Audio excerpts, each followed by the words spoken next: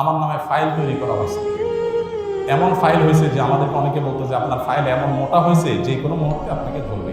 এই মানে আন্দোলন যদি না হইতো, সফল যদি না হইতো, তো হয়তো এরপরে আমাদেরকে আয়নাঘরে যাওয়া লাগতো। বিগত আমলে আপনি কোনো জুলুম অবিচারের শিকার হয়েছেন কিনা, বিষয়ে আপনার অভিজ্ঞতা জানতে চাই। দেখুন, অভিজ্ঞতা আমাদের সবারই কম বেশি তিক্ত অভিজ্ঞতা আছে। একটা সমাজ যখন করাপ্টেড হয়ে যায় তখন সমাজের কেউই ভালো থাকে না। এই নারায়ণগঞ্জের এসপির অফিসে আমাকে নিয়ে এমন অকথ্য ভাষায় গালিগালাজ করা হয়েছে, বেশি দিন আগের কথা। এবং এই সিদ্ধিরগঞ্জ থানার ওসি ছিলেন, আমি না বললাম না, ওসি সাহেব তিনি ভালো মানুষ ছিলেন, আমার পক্ষে ছিলেন। আমি একটা মাসআলা দেওয়ার কারণে সেখানে আমাকে ডেকে নিয়ে অকথ্য গালিগালাজ, আর ওসিটা বলতেছে যে থানায় নিয়ে প্লাস দিয়া হাত পায়ে নখুটে দিলাম, আমাদের সামনে বসায় দিলাম। বুঝতে পেরেছেন? তো গর্ব করে তিনি অমুক ছাত্র রাজনীতি করতেন, গর্ব করে বলতেছেন আমি ছাত্রলীগের রাজনীতি করতাম। এই নারায়ণগঞ্জের এসপি, এই বর্তমান এসপির কথা বলছি, এর আগে জেনেছি। তো এটা আমাকে বসায় নিয়ে থ্রেড দেওয়া মাসআলা। আমি ওনাকে বললাম মাসআলা, আমার মাসআলা বলার ক্ষেত্রে কথা বলার অধিকার থাকবে আলেমদের। আপনি পুলিশ হিসাবে আপনাদের বলতে পারেন না মাসআলা আমি কোনটা বলবো কোনটা বলবো না, কোনটা সঠিক কোনটা বেঠিক, এটা আপনার বলার বিষয় না, আলেমরা বলতে পারে। উনি খেপে গেলেন এবং সবাই সামনে যাচ্ছে তা আচরণ করলেন। কত শত অভিজ্ঞতা আছে, এগুলো তো আমি মানে সবকিছু বলার সুযোগ পাই না, আর বিশেষ করে বলতেই তো পারি না। কারণ কোনো স্ট্যাটাস আমরা লিখেছি, সেখানে দেখা গেছে যে 5টা এজেন্সি থেকে ফোন চলে আসছে, হ্যাঁ আপনি এটা কেন লিখলেন, ওইটা কেন লিখলেন, চাপাচাপি শুরু হয়ে গেছে। আমাদের ফাউন্ডেশনের সমস্ত হিসাব নিকাশ কোনখানে রাখার পর সেটা আমরা ইয়েতে ভালো অডিট ফান্ডের মাধ্যমে অডিট করে একেবারে এমনভাবে রাখি যে তিল তিল করে আমরা হিসাব ফেসবুকে পর্যন্ত দিয়ে দিই, কোনটা কত দিকিনি সেটা পর্যন্ত আমরা দিয়ে দিই। এত কিছুর পরও দেখা গেল যে আমাদেরকে বিভিন্নভাবে নাজেহাল করার চেষ্টা করা হতো কোনো লোক। আলহামদুলিল্লাহ এর মধ্যেও প্রশাসনের উপরস্থ কিছু মানুষ পরেশান করলেও নিচু পর্যায়ে বা মাঝারি বা কোনো উপস্থ কর্মকর্তাদের সহযোগিতা ছিল। তাদের সহায়তা না থাকলে এতদূর আমরা আসতে পারতাম না। কিন্তু একটা বড় অংশ আমাদেরকে দৌড়ের উপর লাগতো। ইস্তেসকার নামাজের ঘোষণা দিছি, আমার বাসার নিচে দেখি যে বিভিন্ন গোয়েন্দা সংস্থার গাড়ি বোঝাই করা, মানসিকভাবে পেরেশানি। বাবা ইস্তেসকার নামাজ পড়বো, একটা নিজের একটা ইবাদত, আল্লাহর কাছে দোয়া করবো দেশের ভালোর জন্য।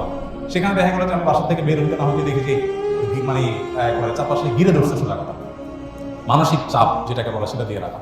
কত কাহিনী এবং কত ঘটনা যে ঘটেছে সেটা বলা হয়। জোর করে সরকারি বিভিন্ন অনুষ্ঠানে নেওয়ার জন্য একবার একজন এডিশনাল এসপি, তার নামটা আমার মোবাইলে সেভ করা আছে, আমি নাম আর বললাম না, উনি ফোন দিয়ে বলতেছেন যে আমি অমুক। তো আমি বললাম হ্যাঁ বলেন।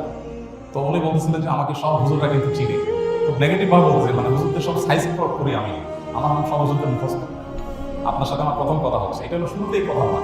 এরপর কি হয়েছে বলা একটা অনুষ্ঠানে যাইতে হবে আপনাকে, সেখানে অমুক অমুক থাকবে, রাষ্ট্রের সবচেয়ে বড় বড় পর্যায়ের লোক তারা থাকবেন, আপনাকে যেতে হবে। কি হয়েছে সেখানে আপনাকে একটা বক্তব্য দিতে হবে। তখন বুঝছি যে আমাকে একটা প্ল্যান ওয়াইজ আমাকে দিয়ে একটা জিনিস করানো হবে, বিভিন্নভাবে অপরাধতা প্রকাশ করলাম, বলে যে রাষ্ট্রের প্রয়োজন আপনি অস্বীকার করতেছেন। হ্যাঁ আমি আমার রাইট আছে, রাষ্ট্র চাইলে আমরা যেখানে বাধ্য করতে পারবো। যাই হোক, পরে শেষ পর্যন্ত আমার সেখানে যাওয়া লাগে না, আলহামদুলিল্লাহ। এরকম পরিস্থিতি হয়েছে। সর্বশেষ এই যে আমাদের আসিফ মাহতাব গ্রেপ্তার হলো, তার নিয়ে পড়ে দিলাম। আমাকে আমার এক ভাই সোর্স তিনি বললেন যে ভাই আপনি বাসায় থাকেন। তো রাতে এই কয়দিনের আগের কথা, আর রাতে যে আরেক বাসায় যায় ফিরতাম, এই কয়দিন আগের কথা।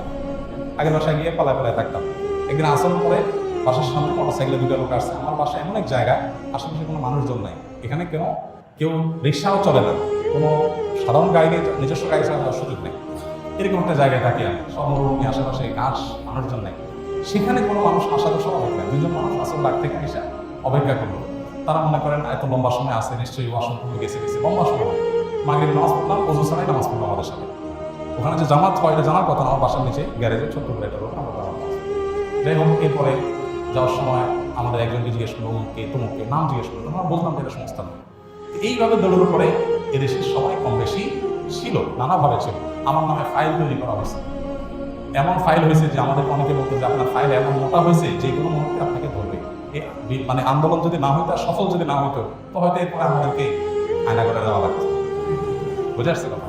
তো এরকম একটা পরিস্থিতি এই দেশে তৈরি হয়েছে যে আসলে আমরা কেউ যে খুব ভালো ছিলাম বা ভালো থাকতে পারি সে সুযোগ কারণে নাই।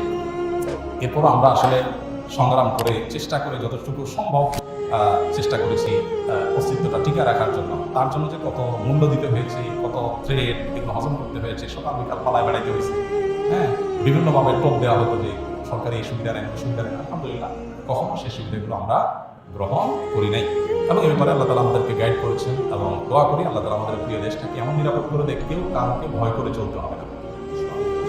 আল্লাহ যেন সেরকম নিরাপদ করে দেন এবং আমরা সবসময় আল্লাহ কাছে দোয়া করি আল্লাহ তাআলা যেন। আমি এর পাশাপাশি প্রশাসনের কিছু ভাইদের কথা বলবো যে আলহামদুলিল্লাহ খারাপের মধ্যেও কিছু ভালো মানুষ বিভিন্ন পর্যায়ে আছেন যারা টুকটাক সহযোগিতা করবেন, তবে বেশিরভাগ ক্ষেত্রেই আমরা এই ধরনের নাজেহালের শিকার হয়েছি। আল্লাহ আমাদেরকে নিরাপদ একটি দেশ, নিরাপদ একটা ভূমি পাওয়ার তৌফিক দান করুন।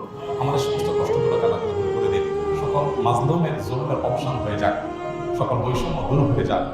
মানুষ পেটে ভাতে যাই খায় থাকে অন্তত নিরাপদে যেন থাকতে পারে, কোনো খেয়ে কোনো হুমকির মধ্যে যেন থাকতে না হয়। কোনো একটা কথা লিখলে, কোনো একটা কথা বললে যদি 5টা টেলিফোন আসে আর চাপ আসতে থাকে, মানুষ স্বাধীনভাবে কোনো কথা বলতে পারে না। আর মানুষ যখন লেজ বড় হয় বা গাছ যখন বড় হয় তখন বাতাসও বেশি হয়। কাজ যাদের যত বেশি তাদের উপরে প্রেশারও তত বেশি আসে।